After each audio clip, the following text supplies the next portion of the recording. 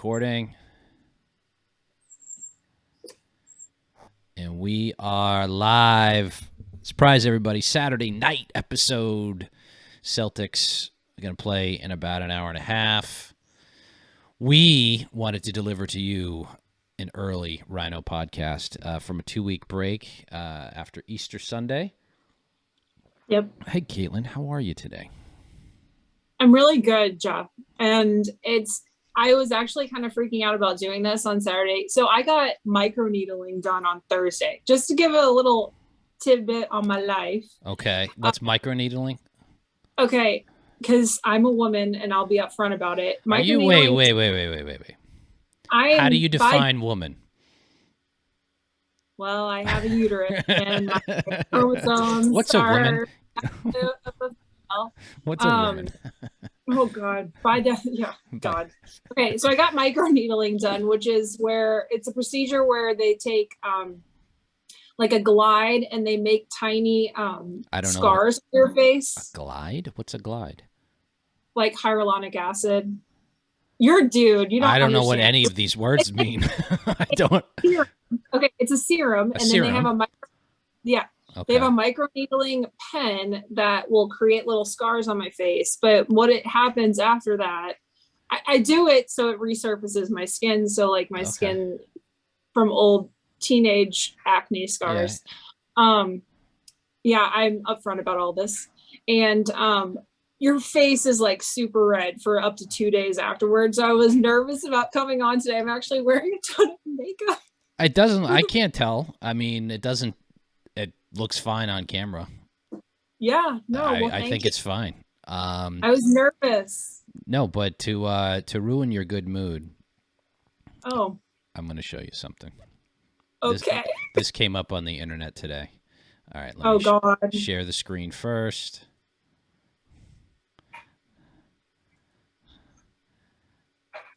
And now we go to this. Oh my God. It just, what is the matter with him? Oh my God. Is he I can't, I don't know how anyone likes mayonnaise like that. Oh God. All right. I got to turn it off. It was so gross. So my husband, Damon Toll. I mean, holy cow, mayonnaise, man. Oh. Okay, so my mom makes this dish called chicken divan. Okay. And it has a mayonnaise sauce in it that she cooks, and it's actually really good. It's like cheesy, has sure, mayo. I like putting mayo on things. On things. No, she makes this with mayo. I mean, what I'm saying, my point being, mayo is an addition to, it is a complement to food. It is a condiment. No, but this casserole has mayonnaise in it. You don't put it on it. So it has it in it. And my husband hates mayonnaise. Okay. Hates it. Okay. Like hates like ranch dressing. And, you like, have to show him that video. No, I told him about Damon and his mayonnaise thing. So anyway, my mom made Mr. Kaitlin this dish, and she's like, don't tell him about the mayonnaise. Chris eats the entire thing, and he's like getting seconds, and like Chris rarely gets seconds and all of that. He's like, this is so good. This is so good. And my mom goes, it has mayonnaise in it. And he was like, oh, it's the only thing he will eat with mayonnaise in it. You can make a very good fish taco sauce with mayonnaise. Mayonnaise goes on a lot of things. I actually, since the movie Pulp Fiction, back when you were a child and I was a young man, where there's the scene I've seen Pulp Fiction. Okay, I know you've seen it, but I saw it in the theater, and you saw it, many years later. During the Clinton years? Yes. And the scene where Sam Jackson, John Travolta's telling Sam Jackson about how he eats French fries, and they dip it in mayo. And I tried it after that, and I like dipping my French fries in mayonnaise. It's good. It's tasty. But I now every here's the problem, Kaitlin. Every fucking time I have mayonnaise, I think about Damon Toll now, and that's just not right. That this guy loves mayonnaise that goddamn much. And now he's like, it's a brain worm. We talk about brain worms and comfortably smoke and all that stuff. He is a mayonnaise brain worm. I don't know how he did it. He's cornered the market on mayonnaise. First of all, David, we love you. You're so funny. And the way that you just like your food takes just like are semi-controversial. That's the thing. They're semi-controversial. They're not overly controversial, but everyone just like it's a meme now, right? Like his pizza meme or a few months ago where he was just tweeted a picture of a really nice pizza, like a, on the Dave Portnoy scale, like a solid 7-6 New York football style pizza, and it is really good in New York. It's very tough to duplicate it if you don't go to a specific place. And he said it got like 12 million impressions. Yeah, people either took it really seriously or like not like, and that was the thing. Like it's just like like how Damon is online, and so like you just are just laughing at the reactions to it. Like there were some like visceral reactions to this pizza. And I just love his comment. He was like, I tweeted a picture of a pizza. Yeah. It's classic. The internet's insane. It's insane.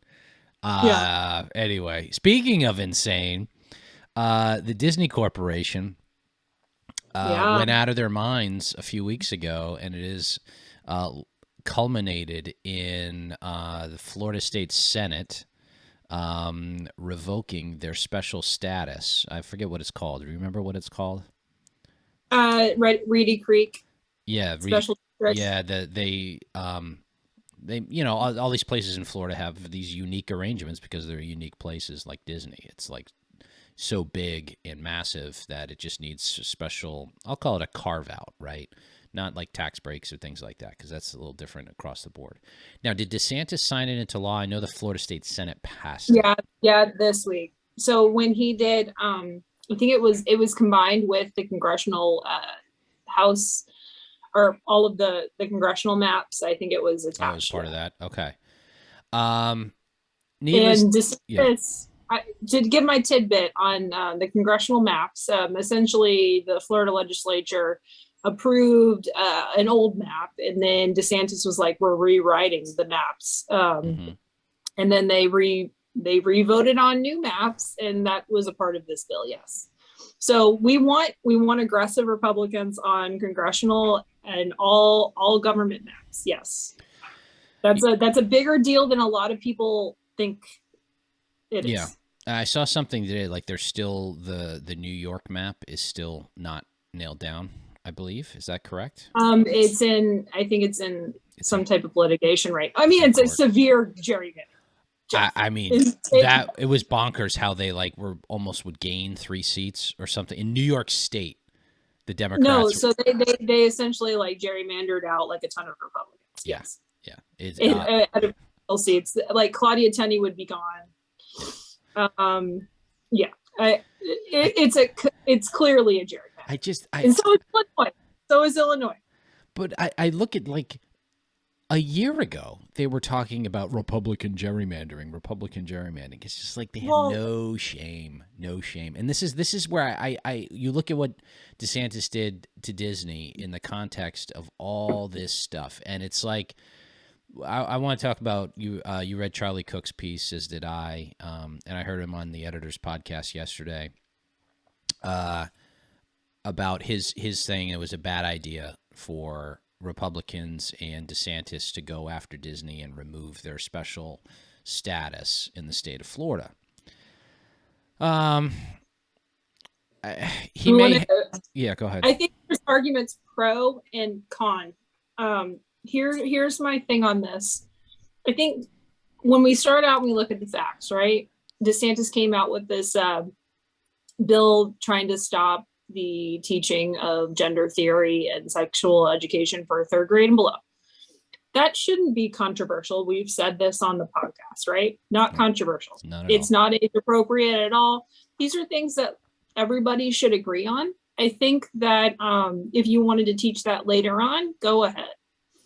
But 3rd grade and below, no.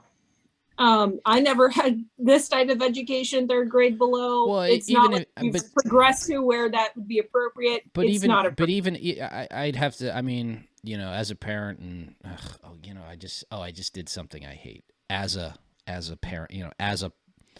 As a man, like I hate when people do that. Oh well, as a category. Sorry, America. But you have yeah, kids. I do, but like, it's you just you understand the point. Like that's the thing. But like, I was about to, what I was about to say is like I think it should be much higher, and also not at all. Like I don't want queer theory and by some lunatic being taught to my kid kind of at any age. It should be taught in science class, health class, whatever. But I think that's a very fair position. I think that is a very fair position. Yeah. And I think that the Florida legislature and then Ron DeSantis, they supported a bill that was non-controversial in my personal opinion. Okay. No, in any normal person's position, which you're normal. Yeah. Yeah. The Democrats came out and called it the "Don't Say Gay" bill. The word gays have not been banned in Florida, like at all.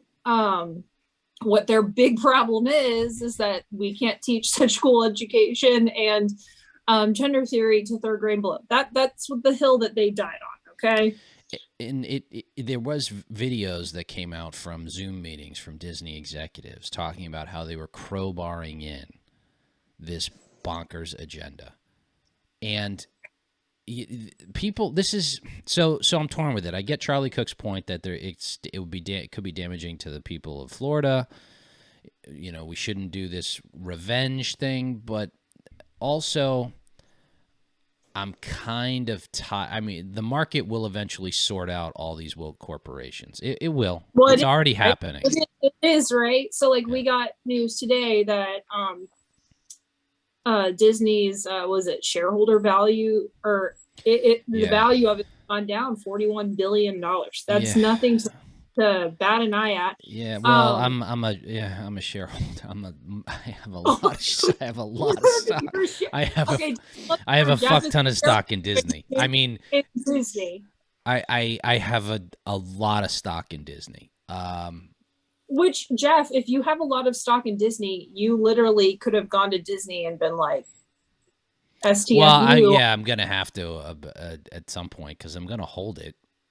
Look, I want. There's storytellers, and this is the thing. Every fucking corporation in America has been infected with the diversity, equity, inclusion people that are come out of school like zombies, and they have nothing valuable to offer the corporation except all this divisive nonsense. So they're not really for diversity, equity, and inclusion. They are for one thing, group think and exclusion. And so, Disney at the beginning was not going to do anything about this until a small faction of their employees decided to protest.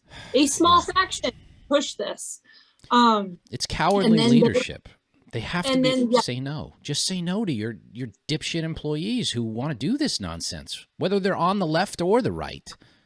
If Disney had said nothing, allowed them to walk out and protest for a day, then it would have been over.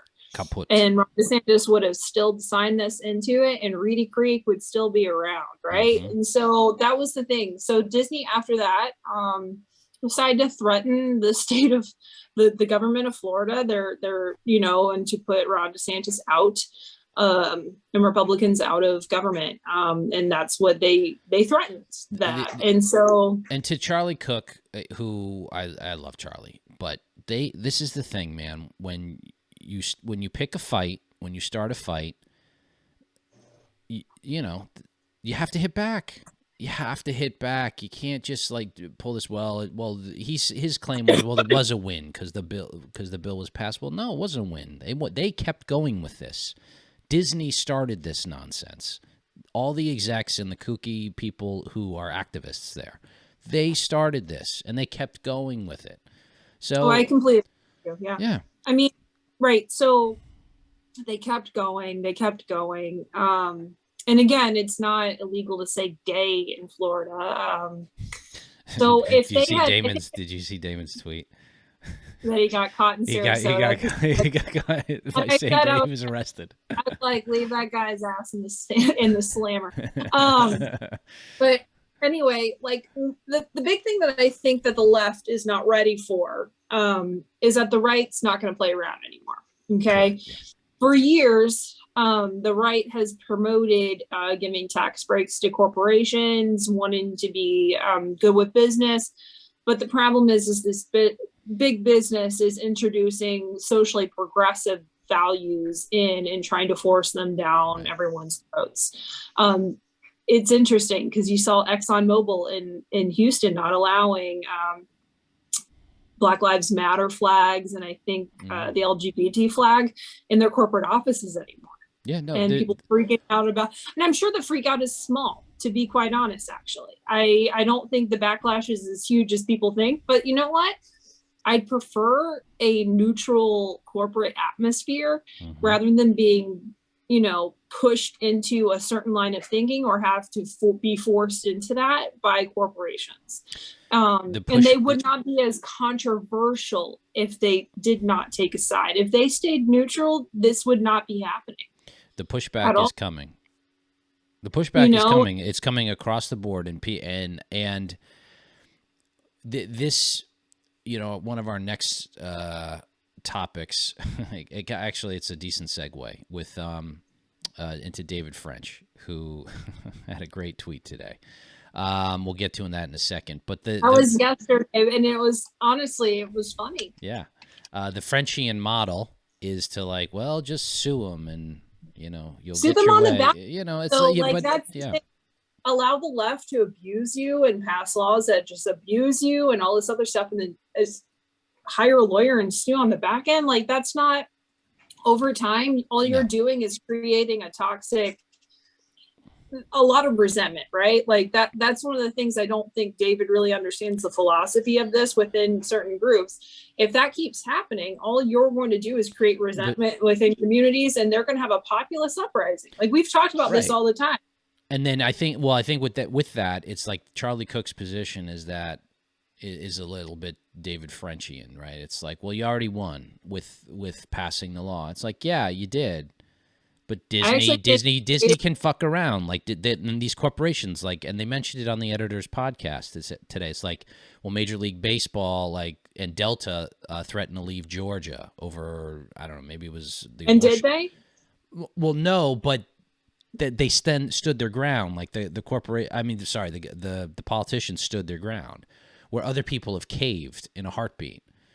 Well, I think that brings up an interesting point, right? Like if Delta and the MLB, I believe the guy that was in charge of this, Netflix too in Georgia, a bunch of them. Well, Disney's in Florida or in Georgia because they film a lot of their Marvel stuff there. Which you remember the abortion law that Georgia passed? Right, that's what I was talking about. Yeah, that's what I was talking about.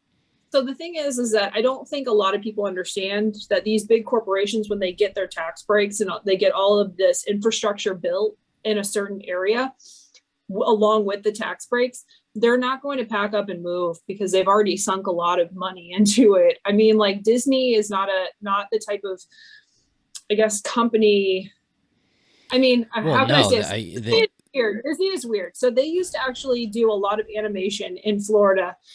At Disney World for Disney. And then they moved it out when Pixar became really popular out to California where a lot of artists live and could handle that. Then they're starting to move it back to Florida. And the reason why they're moving it back to Florida is because the taxes are so high in California. No one wants to really be there. I mean, and I get it. Their economy is so high and their GDP is huge. But no one wants to be in California anymore. Everybody wants to be in Florida. But at the same time, when you move from somewhere that is super progressive, like California to Florida, you need to respect the culture that you're moving to. They're bringing California with them. The Disney execs are bringing California with them. Yeah, that's a part, their state culture. That's a part of their culture as a state. It includes their political culture. And so I like that Ron DeSantis is saying no, and he's putting himself in front of their bullying and saying, the buck stops here. And so I like that.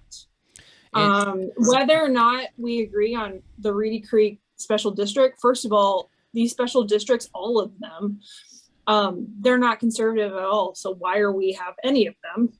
Even if you make the argument that they're really good for like taxes and all of that jazz, that's fine. I also think that Disney is going to negotiate with the DeSantis administration and the Florida legislature on this special district. So it's not I think it'll melt away. I think it'll work out. I think it'll work it out in the end because they're not going to want to have a huge lawsuit. Disney's not this type of corporation. I don't think that they want that. They want to have a good working relationship with the state of Florida. They'll figure it out in the end. I think you are going to see Disney. I don't think that they're going to be as controversial as they're saying. Some of their executives are saying, or they need to consider firing. Well, the people, the corporations need to fill it in the wallet first, and then. But one could follow. Well, one could follow the other, and they are. And here's the problem: is they're not going to. They've been infected, and it's a cancer with the DIE or DEI, for diversity, equity, inclusion crowd. Yeah, they call it DEI. They've infected it. All these corporate America. It's a cancer, and it needs to be surgically removed.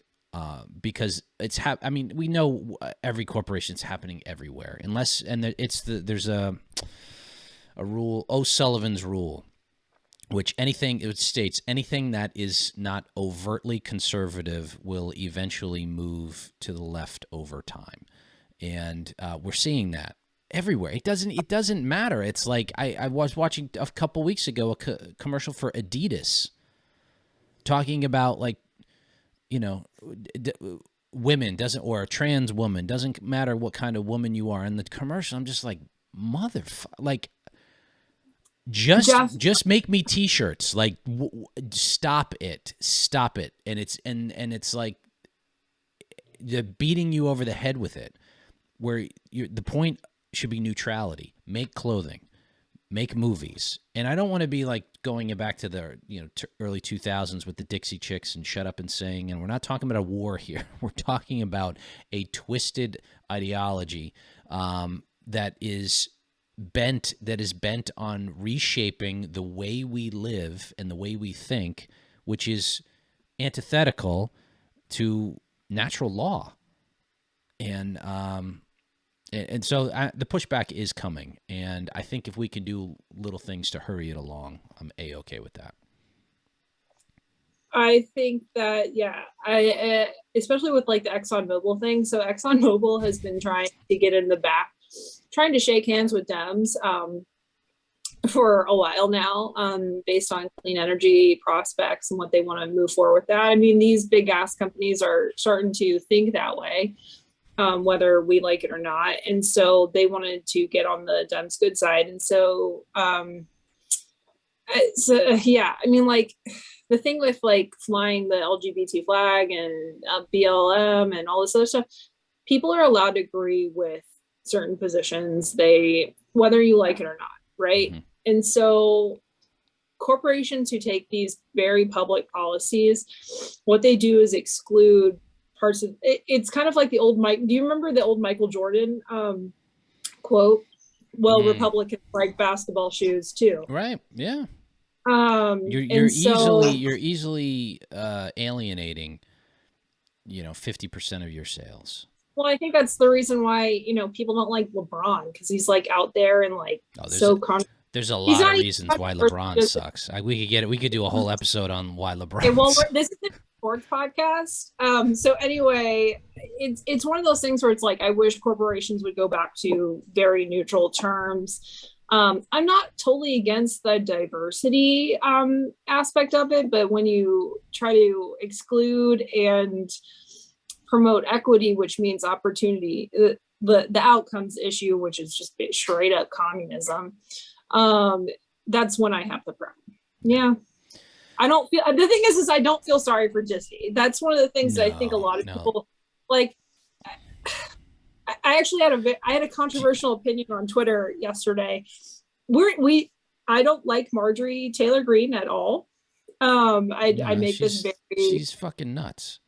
Yeah, I make it very clear that I do not like Marjorie Taylor Greene. And by the way, she's not a real conservative, by the way, folks. So just no, she's a populist. And so she's currently in court because they're trying to use a very obscure law in Georgia to keep her off the ballot. And it's an actual First Amendment issue. It's an obscure Civil War law saying that if you were part of an insurrection, you can't be on the ballot for a federal office. Right. Well, this brings sorry, go ahead. So this is an actual First Amendment issue. First of all, you should be beating her at the ballot box. That's where this should be. Yep. I don't like Marjorie Taylor Greene, but I'm not gonna. This is an actual person, and just because you don't like her doesn't mean that you get to subject her to not having the same rights as everybody else. And I think that this is what's happening with her. And so that's the reason why I don't feel sorry for Disney, the mega corporation. They will be fine. Yeah. But I think that this is wrong. And so that's where I'm like, conservatives need to focus on the values within people a little bit more than corporations, because I feel like we always get caught up in constitutional issues with corporate America, rather than really following through on the personal aspect of individual liberty. And so we confuse the two, right? And sometimes there is overlap. Don't get me wrong, there's a lot of legal overlap there, but yeah, I would like to see more personal liberty from the conservative movement, I guess, going forward and standing up for that, even for those you hate. With there was a thing going around yesterday with CNN Plus kind of going out of business. CNN Plus is no more. RIP. I'm so sorry. I'm so sad to see them go. But people there were sincere people that hey guys, journos have lost their jobs, and I didn't have time to. I was don't have a lot of time to tweet as much as I used to, but I want to be like, fuck you. I mean, well, actually, who do these people think they are? With libs of TikTok, did you even read that article about that? That was the most deranged piece of journalism that I've ever read. Yeah. It starts off identifying this person as an Orthodox Jew, just completely outs her. And I'm just flabbergasted at why that is important to mention. Check out our last episode on why Taylor Lorenz is a garbage human being.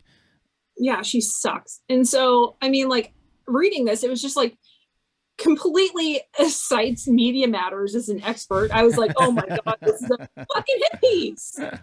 Because Media Matters is a garbage. And so, yeah, I mean, and I'm not going to say her name at all, but there's been a huge fallout of this. And, all this person does is put up videos. That's the ironic part. That's the ironic part. It's she could have tweeted it with any words at all. She just uploads the video. You watch the video and you're like, form your own opinion. It's them. It's their the libs of TikTok it's the libs of TikTok. There's no spin. They put up a video of lunatics who are putting themselves out there and showing you they're crazy, and how a lot of the times they're teachers. A lot of teachers who are saying, well, fuck this, I'm going to still put my crazy agenda in the classroom whether the law says it or not. Okay, thank you. What's your name? Time to fire you. I mean, this is good. It's a godsend. And by the way, Libs of TikTok gained 300,000 followers because of Taylor. Let me look how many. Well, the thing is so I DM with Libs of TikTok. Really? Yeah, the Libs of TikTok follows me. I tell you, my Twitter game is fun. I swear to God, Kaitlin,